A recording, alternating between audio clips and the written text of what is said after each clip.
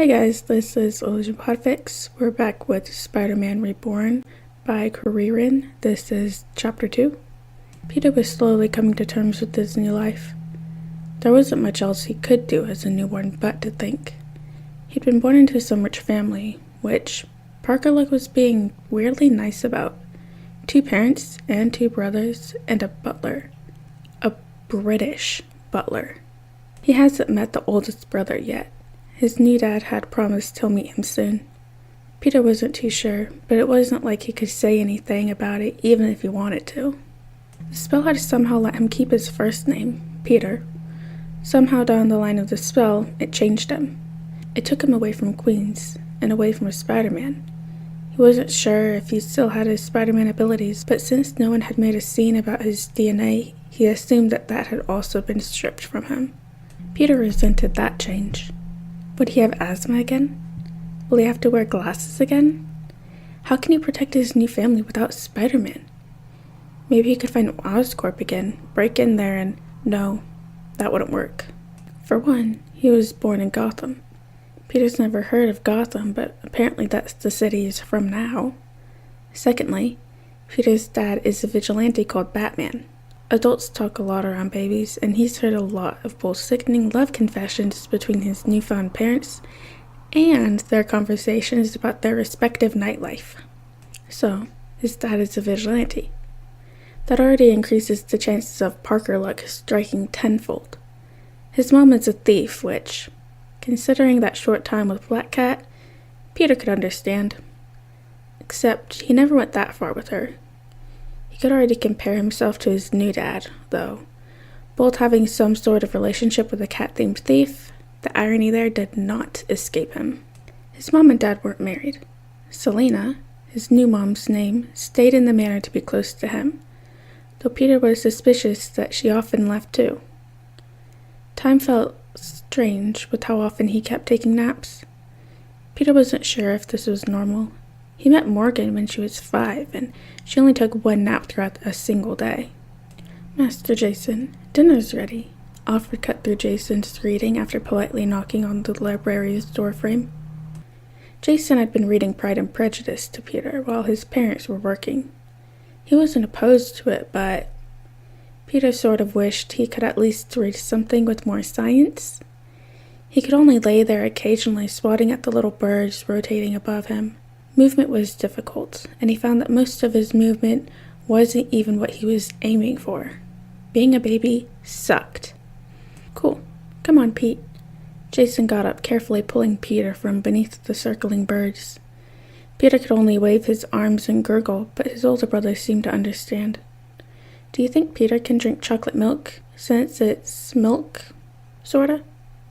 "I don't believe chocolate milk is considered healthy for a newborn, Master Jason. Perhaps in a year or 2. Alfred, the patient man that he is, denied Peter's sole hope. He couldn't wait till he could eat burgers again. Peter stared past Jason's shoulder as he was carried to the dining room. He'd grown accustomed to being a baby, even if it was downright embarrassing at times. His mind was still at 18, but he couldn't not act like a newborn without any control. Sometimes he found himself falling into the simple mindset of a few-week-old baby. It scared him. Would he forget everyone? Will he be able to visit Dr. Strange someday? Maybe ask him if he knew this would happen. Will he forget about his original parents? Aunt May and Uncle Ben? MJ? Ned? Mr. Stark? Will he still be the same Peter, or will he be someone else? Maybe there's a chance to still be Spider-Man, since his own dad is a vigilante now too. But will he have to artificially create gloves and boots to act in place of his general stickiness? Sure, he had made boots to walk on walls before she found out he didn't use tech.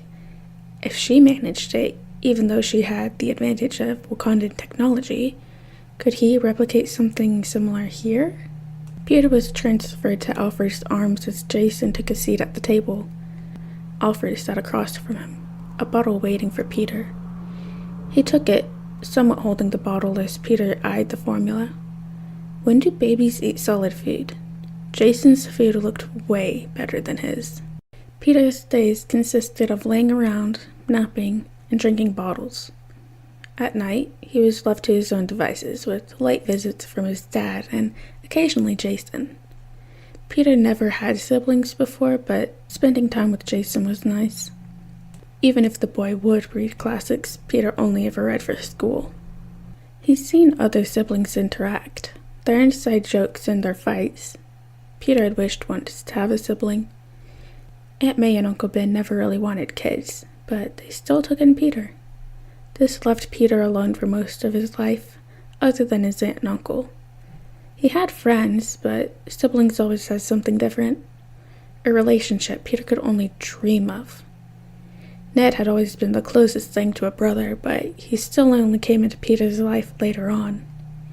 Maybe the short time with Peter 2 and 3 was closer to that, but did that really count?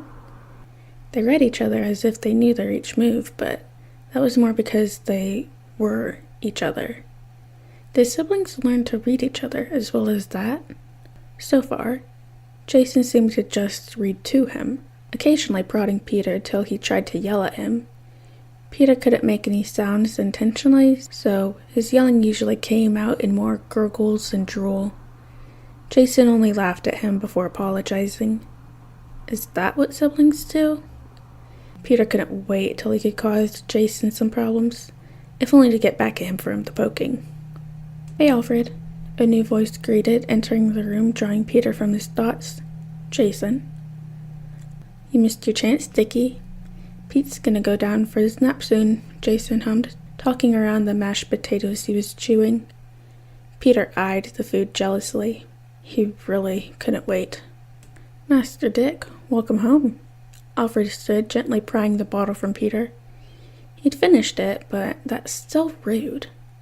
Peter tried to reach for it again, hoping to practice his holding things with it. It disappeared from sight. Peter's baby mind is screaming that it's lost forever.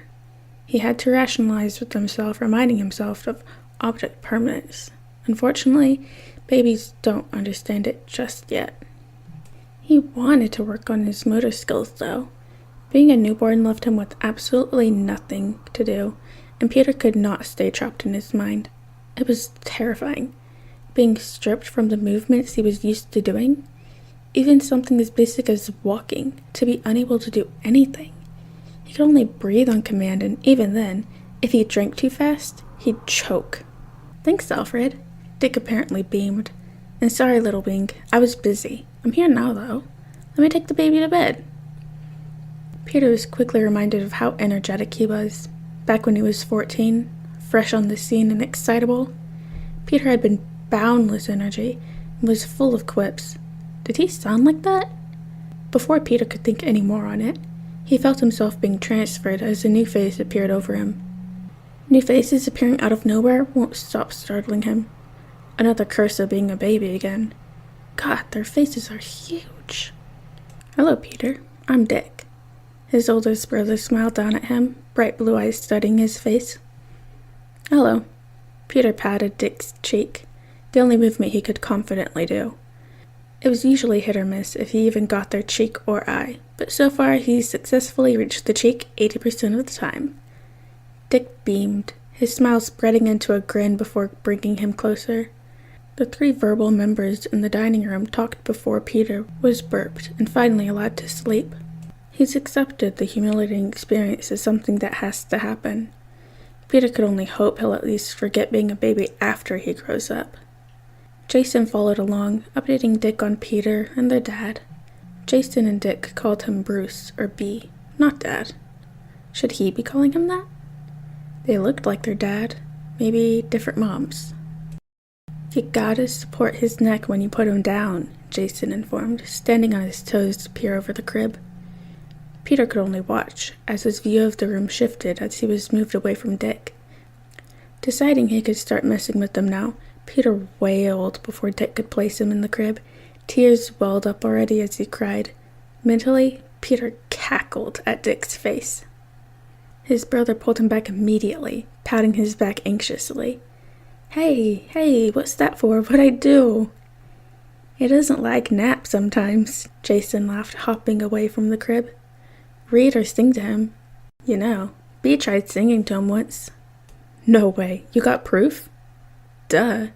Jason puffed up his chest, grinning from beside them. Peter wailed again since they were distracted. They were supposed to be panicking. No, Peter, naps are great, I promise. You're gonna miss them someday. Dick tried again, rubbing his back now. Peter screeched in response, causing the older brother to scramble for something to do. You record me? You're dead, little wing. Golgate, poyot mikut. Golgate, c'est tout à bois. Pa na menen, dolbaziwa. C'était golga, si a dormi. Pa na menen, dalbazore. Peter found himself falling asleep as the song swept over him. The gentle hand on his back rubbed soothing circles as his apparent brother sang softly. The words were foreign and different, but he could feel the promise in it. His attempt at stressing his oldest brother failed as Peter's head rested on his shoulder. It didn't work, but he liked this turn out better. Tony sang to him once in Italian. Peter had been sick and still came for lap time. Mr. Stark freaked out when Peter sneezed and was promptly thrown into his designated bedroom. He sang then, playing with Peter's curls. It felt like that, the protection hovering over him, the promise of love and affection. Peter cried a little as he slowly sank deeper into sleep. How undeserving was he? Why does he have to remember all that and still prepare for Parker luck to strike? Why couldn't he forget too? Dick stared at his baby brother, the youngest of them. He'd settled after Dick started singing and was asleep now in his arms. He was aware faintly that Jason had his phone out, but he couldn't find it in himself to care too much. Peter was so small, the tiny son of Batman, Bruce Wayne, and Catwoman, Selina Kyle. Dick had always imagined that Bruce's son would just come fully grown. The serious and pessimistic man just never seemed like he could be an actual dad. He tried with Dick, sure, and he tries with Jason, Dick never imagined him with a newborn, though. Peter was dead to the world now, so Dick carefully placed him in the crib. Jason finally helped out by moving the baby monitor near one end of the mattress, far enough so Peter couldn't kick it, but close enough to pick up on his cries. Good job, Jason huffed, shuffling in place. Dick chuckled, pulling him in. Don't get insecure, little wing. Dick hugged his other brother, softly reminding him that he was still his favorite. Peter's soft screaming had knocked him down a few pegs, but Dick was confident he'll at least be the kid's favorite when he's older. Besides, I'll be Pete's favorite soon enough. Catch up, chump. Fuck off, Jason laughed, pulling Dick from Bruce's room. Alright, and that is the end of Chapter 2 of Spider-Man Reborn by Kuririn. I completely forgot that there was singing and another language. So shout out to Google Translate on that one. Once again, don't forget to leave comments and kudos to the original author. And don't forget to tell me what you think down in the comments and everything. And I'll see you later.